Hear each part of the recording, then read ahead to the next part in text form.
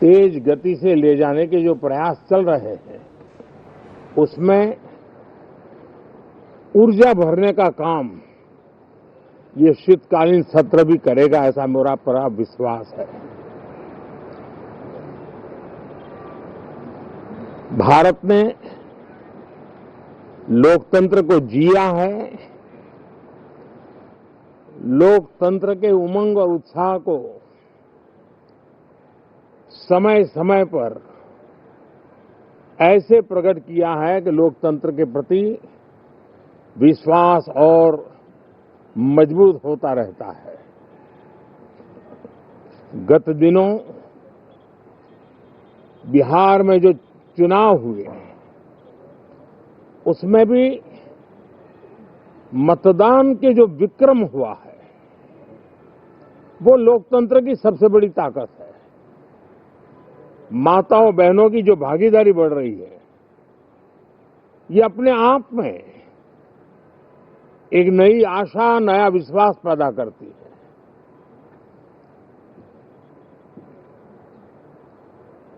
एक तरफ लोकतंत्र की मजबूती और इस लोकतांत्रिक व्यवस्थाओं के भीतर अर्थतंत्र की मजबूती, इसको भी दुनिया बहुत बारीकी से देख रही है। भारत ने सिद्ध कर दिया है डेमोक्रेसी कैन डिलीवर। जिस गति से आज भारत की आर्थिक स्थिति नई ऊंचाइयों को प्राप्त कर रही है, विकसित भारत के लक्ष्य की ओर जाने में ये हमें नया विश्वास तो जगाती है, नई ताकत भी देती है। साथियों, ये सत्र संसद देश के लिए क्या सोच रही है, संसद देश के लिए क्या करना चाहती है, संसद देश के लिए क्या करने वाली है, इन मुद्दों पर केंद्रित होनी चाहिए। विपक्ष भी अपना दायित्व निभाएं,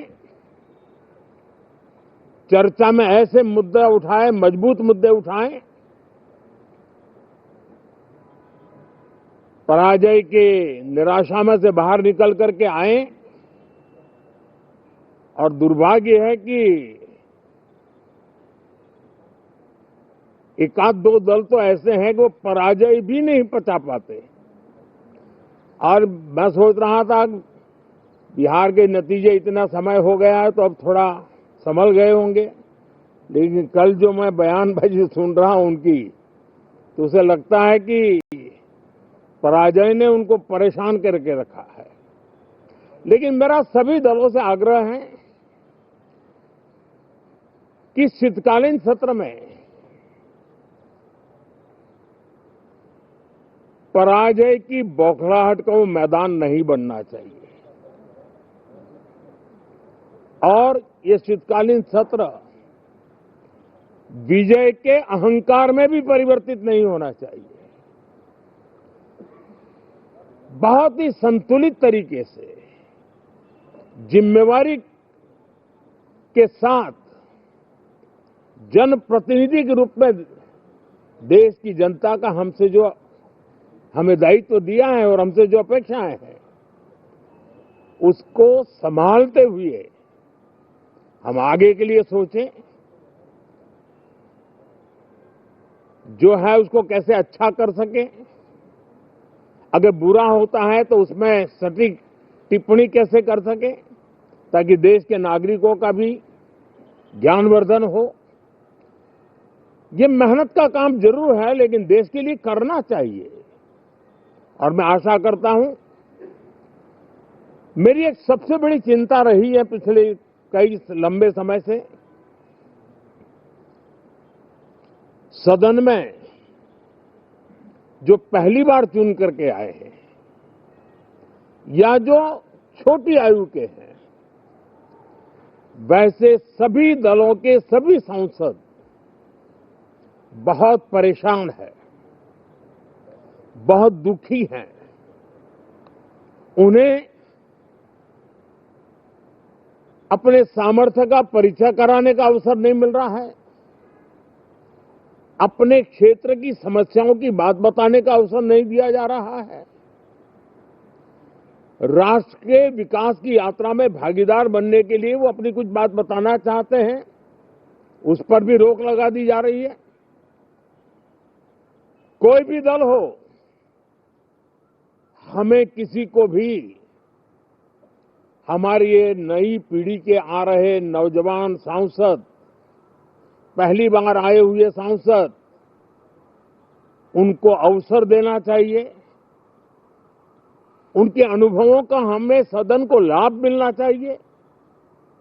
इस नई पीढ़ी के अनुभव सदन के माध्यम से राष्ट्र को भी लाभान्वित करेंगे और इसलिए मेरा आग्रह रहेगा कि हम इन चीजों को गंभीरता से लें। ड्रामा करने के लिए जगह बहुत होती है, जिसको करना है करते रहें। यहां ड्रामा नहीं, डिलीवरी होनी चाहिए। नारे के लिए भी जितने नारे बुलवाने हैं, वो पूरा देश खाली पड़ा है। जहां पराजित होकर के आए वहां बोल चुके हो, जहां अभी पराजय के लिए जाने वाले हो वहां भी बोल दीजिए, लेकिन यहां तो नारे नहीं, नीति पर बल देना चाहिए और वो आपकी नीयत होनी चाहिए। साथियों, हो सकता है राजनीति में नेगेटिविटी कुछ काम आती होगी, लेकिन अल्टीमेटली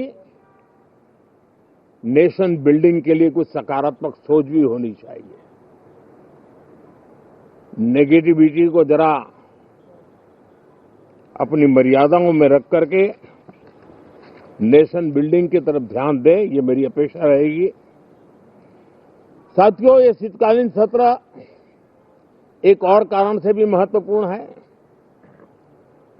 हमारे नए माननीय सभापति जी आज से हमारे उच्च सदन का मार्गदर्शन उनका शुरू हो रहा है। मैं उनको शुभकामनाएं देता हूं। साथियों, जीएसटी रिफॉर्म्स एक नेक्स्ट जनरेशन रिफॉर्म्स के लिए देशवासियों के मन में एक श्रद्धा का वातावरण पैदा किया है। इस सत्र में भी उस दिशा में बहुत सारे काम होने वाले हैं।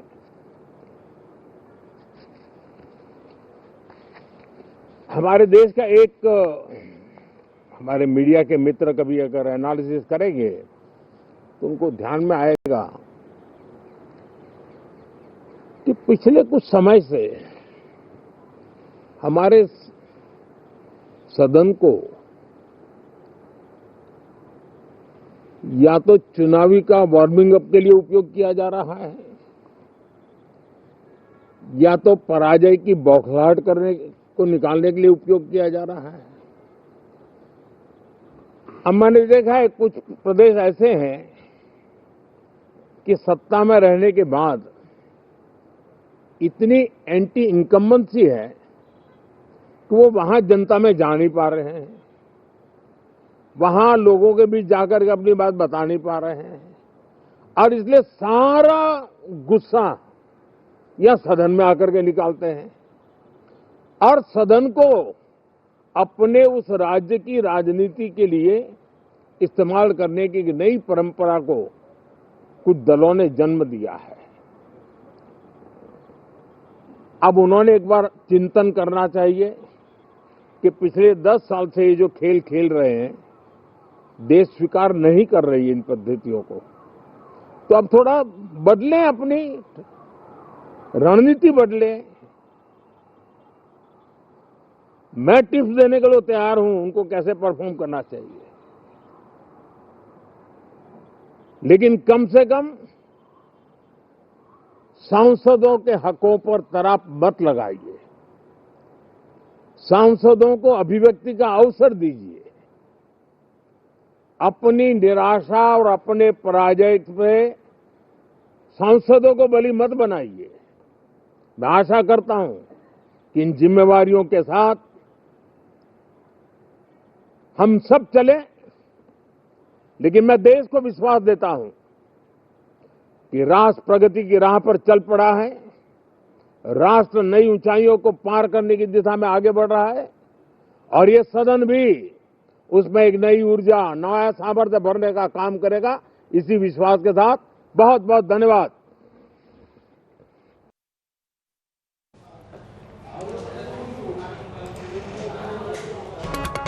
प्रधानमंत्री मोदी अभिभाषण रखुले संबोधन करथिले। आज शीतकालीन अधिवेशन पूर्व प्रधानमंत्री मोदी संबोधन करछंती एवं पार्लियामेंट ये शीतकालीन अधिवेशन अनेक गुरुत्व बहन करुछि। विरोधी विभिन्न प्रसंग को नहीं आसबे, किंतु आलोचना को सरगरम करबा पई बा आलोचना माध्यम सबू जिनस को रखिबा पई प्रधानमंत्री मोदी अपील करछंती। विभिन्न प्रसंग उठाइछंती। संसद रे नाराबाजी नुहे, नीति रे जोर देवा को आज कहछंती प्रधानमंत्री मोदी। किछि व्यक्ति को टार्गेट करछंती, अर्थात विरोधी को टार्गेट करछंती प्रधानमंत्री मोदी। संसद रो समय को केमती सदुपयोग करा जाय परिबो, अपचय न करी केमती आलोचना करा जाय परिबो, कारण नाराबाजी न करी नीति को अधिक जोर देले ही आलोचना होई परिबो बोली कहा जायछि। ता सहित विरोधी को मध्य टार्गेट करछंती एवं पराजय रे विरोधी हताश होई पडुछंती, जोथि पई किछि पराजय को से हजम कर पारनाहांती एवं नाराबाजी एवं विभिन्न प्रसंग रे भली हट्टगोल होथिबा कथा मध्ये उल्लेख करिसेंती।